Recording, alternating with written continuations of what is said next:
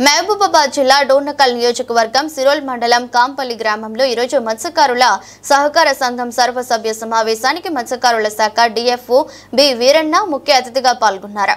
కాంపల్లి మత్స్యశాఖ అధ్యక్షులు పగటాల వెంకన్న, ఉపాధ్యక్షులు గోల్కొండ వీరన్న, పెద్దలు గోల్కొండ అంజయ్య కార్యక్రమంలో పాల్గొన్నారు. సమావేశంలో కోంపల్లి మధ్య శాఖ అధ్యక్షులు మరియు ఉపాధ్యక్షులు గ్రామ పెద్దలు మాట్లాడుతూ కాంపల్లి సిరోలు తోడేళ్ల గూడెం కన్నా గుండ్ల వెన్నారు.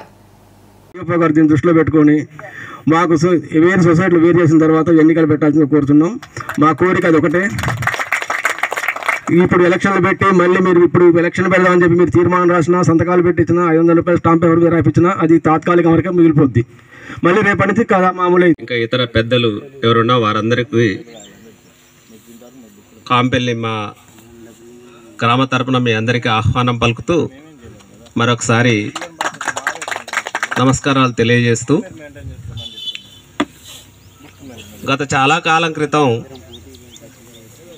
మరి ఏర్పడినటువంటి కాంపల్లి మత్స్య పారిశ్రామిక సహకార సంఘం మాకంటే ముందున్నటువంటి పెద్దలందరూ కలిసి ఈ సొసైటీని ఏర్పాటు చేయటం జరిగింది.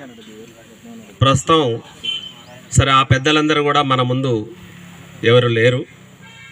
ఉన్న కొద్దిమందిమి ఒకరికొకరికి పరస్పర స్నేహ సహకార ఒప్పందంతో చక్కగా ఈ కాంపల్లి మత్స్య పారిశ్రామిక సంఘాన్ని కొనసాగిస్తూ వస్తున్నాం. అయితే ఇక్కడ ఒక ప్రధానమైనటువంటి సమస్య ఇప్పుడు మన ముందు ఉన్నది.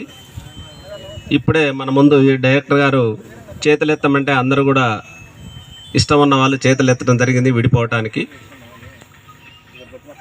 మన తెలంగాణ ప్రభుత్వము పాలనా సంస్కరణలో భాగంగా కొరే మండలంలో ఉన్నటువంటి కొన్ని గ్రామాలను కలిపి సిరోల్ మండలం కేంద్రంగా ఏర్పాటు చేయటం జరిగింది.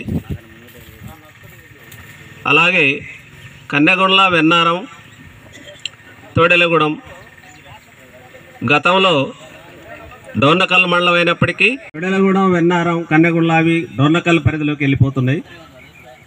కాంపల్లి సిరోల్ మండల పరిధిలోకి వస్తుంది. కాబట్టి ఈ మాండలిక వ్యవస్థ ఆధారంగానైనా ఇది ప్రజలకు అందుబాటులో ఉండేటువంటి విధంగా ఆ మండల పరిధిలో ఉన్నటువంటి మత్స్య పారిశ్రామిక సంఘం డోర్నకల్ పరిధిలోకి, అలాగే కాంపల్లి సిరోల్ మండల కేంద్ర పరిధిలోకి రావటానికి వెళ్ళటానికి అధికారులు